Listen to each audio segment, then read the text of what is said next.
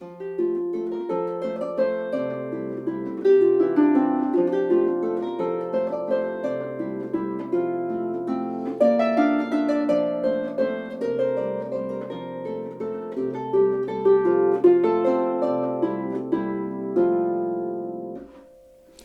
everyone, it is May 21st, 2024. It's Tuesday. It's Harp Tuesday. Welcome to this week's episode. So that was the Jolly Peasant from Betty Paret's First Harp Book. Quite a well-loved copy here. And in this episode, I'm going to look at this piece and talk about why it's actually very hard. So this comes fairly early on in the book. It is, page 12. So fairly early on, and it's opposite, I remember, the rondo, which is a lot easier to play, whereas this one, just because of, I think, the rhythm mainly, it's really quite tricky. So let's kind of break that down and look at what's going on here. So if we play the left hand, it's quite clear. We're doing 3/4, kind of this waltz-like feel, this boom, boom, boom, boom, boom, boom, boom, boom, boom, boom, boom, boom, boom, boom.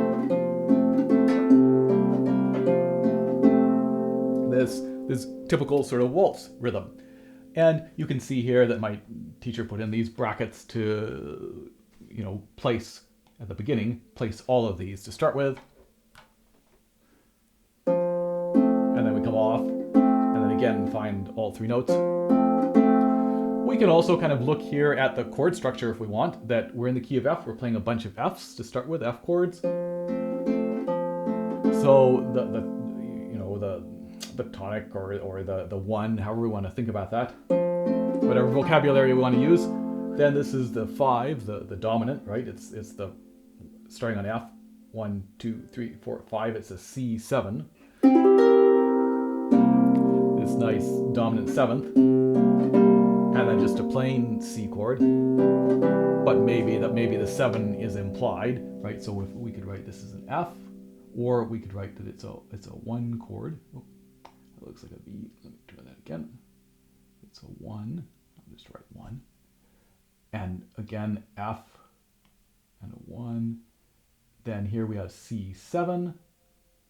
I'm having problems with this. I think I'm going to switch to red. Sorry, I was doing something which I wanted the green, but let's switch back to red. This is a C7, or it's the 5 chord, the V7, and then back to 5 again, maybe a 7? Question mark.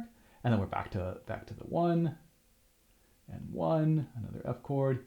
Here's that C7 again, dominant 7, and then we resolve with the 1, with the F. Then we get a 4 here, IV or 4 or B flat chord, whatever you want to call it, and then back to the F, back to the 1, the 5, the dominant 7, the C7, back to the F, C7, F, C7, and F, of course, to finish with. So a bunch of 1-5 chords trading back and forth. So that left hand on its own is quite straightforward. And if we look at the right hand at the beginning, 2, 1, 2, 2, 1, 2, 2, 1, 2, no problem. But the tricky thing comes in with how that sounds to our ear. This sounds like 1 and 2, 1 and 2, 1 and 2, 1. It sounds as if we are actually in 2/4, right? So that we would have, here's a bar line, and here's a bar line, right? We got 1 and 2, and 1 and 2, and 1 and 2, and 1. And it works out that we arrive at the 1 at the beginning of bar 3, right? 1 and 2, 1 and 2, 1 and 2. So the beat kind of sounds as if it starts each time we play the first of these 3 notes.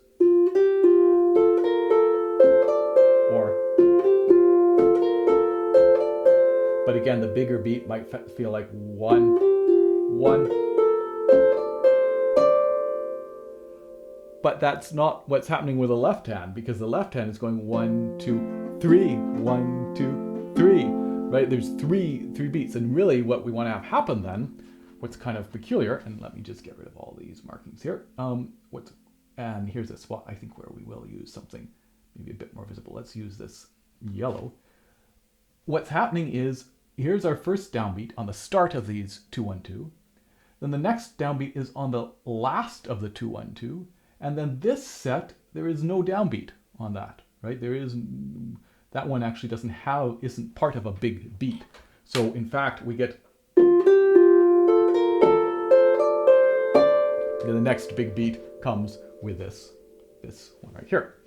And that's just very strange for our ear to hear, right? To kind of hear this as 1 and 2, 3 and 1. To change the emphasis that this 2, 2, 1, 2, the first note is emphasized, 2, 1, 2, 2, 1, 2. The last note is emphasized, 2, 1, 2, 1.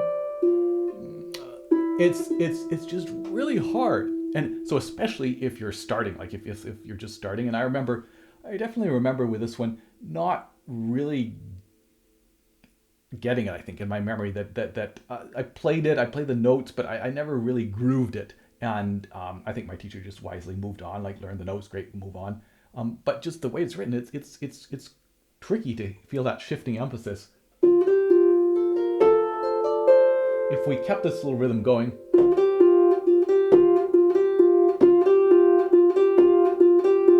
to kind of feel that 2, 1, 2, 2, 1, 2, 2, 1, 2, 2, 1, 2, 2, 1, 2, 2, 1, 2, 1. So 1, 2, 3, 1, 2 and 3, 1 and 2, 3 and 1, 2 and 3, 2, 1, 2.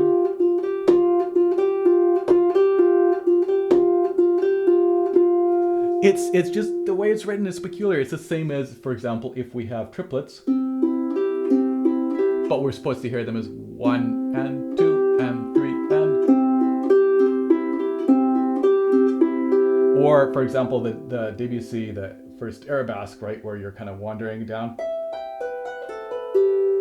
with this little. No, I'm not in the right key at all, but. Where you're going, again, kind of a high, low, high, low, high, low, but you're supposed to hear that as a triplet. 1, 2, 3, 1, 2, 3, 1, 2, 3, 1, 2, 3, 1, 2, 3, 1, 2, 3. It's just hard for our ear, right? And so somehow we have to try and hear that change, that pulse, to hear this is.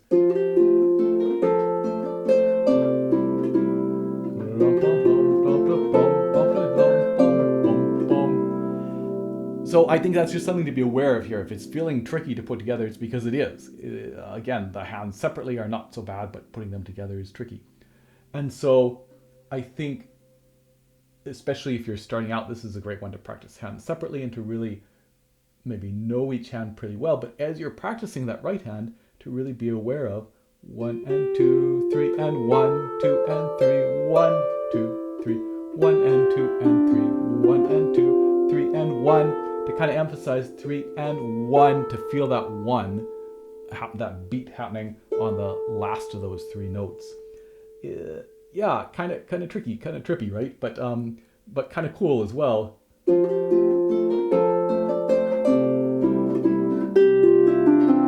I don't really know anything about if you search for Jolly Peasant, of course you get a lot of the Schumann Jolly Peasant. But a lot of these folk dances have some really crazy rhythms and interesting shifting meters and stuff. So yeah, we get a little bit of this, that the right hand, again, it sounds like it maybe is in 2, but the left hand is definitely in 3. What else to talk about in here? So again, I think this,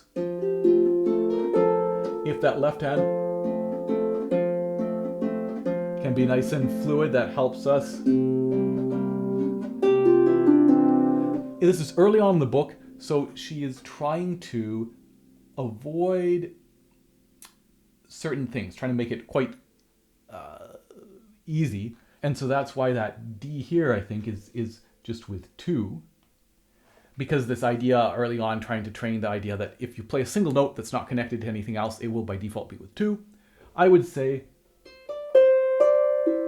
if you're playing it somewhat quickly, you might consider connecting all the way to that, right? So you'd have a bracket and a bracket and a bracket, and playing this with a thumb could feel a bit better. Or even if you come off, because we've gone at the beginning we've gone 2 1 2 off, 2 1 2 off, 2 1 2 off. You might just play this with a thumb, even though generally if it's a note that's not connected, we would play it with 2. Just so you're closer to these notes down here. We get to cross over 1 2 1 2 3, and again maybe the thumb. And then this lovely little bit here. First, the only B flat chord we got.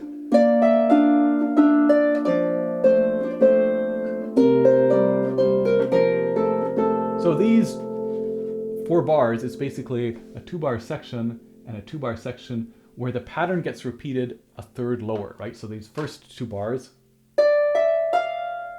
3 in a row, 1 lower, 1, 2, and we have to come off because we're going to repeat that D we just played. 3 2 1 1 2 1 2 2, and now we were starting on the D. We're now starting a third lower on the B. 1 lower, off because we're going to repeat.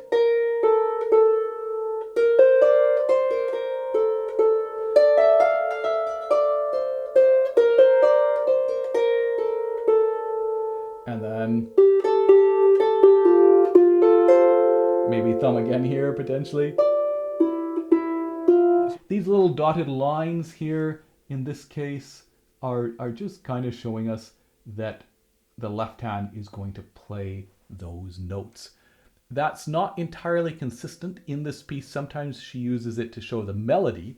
I think, is it a couple ones previously? Yeah, long ago. The left hand is still playing those notes. They're on the lower staff. The left hand is playing it. The dotted line is showing that these are the melody notes, but they're being played by the left hand. Whereas in this one,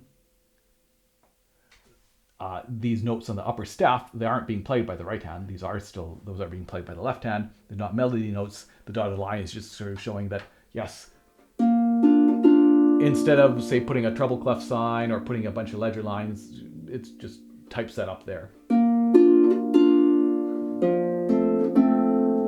But hopefully that's clear. And other than that, I think that's kind of it. But again, I guess just being aware of that strange rhythm of how when we want to hear something is 2, but it's actually 3.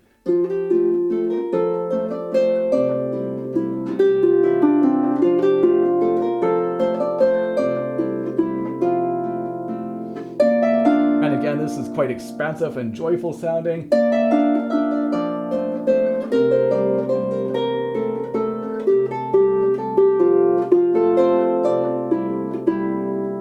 I think you could definitely repeat this a number of times and maybe slow down quite a bit at the end, but not if you're going to repeat. Like, just keep it going if you're going to repeat.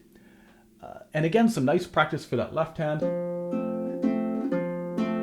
Potentially some wrist motion there, coming away from the strings on that. So we find everything, play 3, we come away, we fall back down, we come away, and then we find the next group.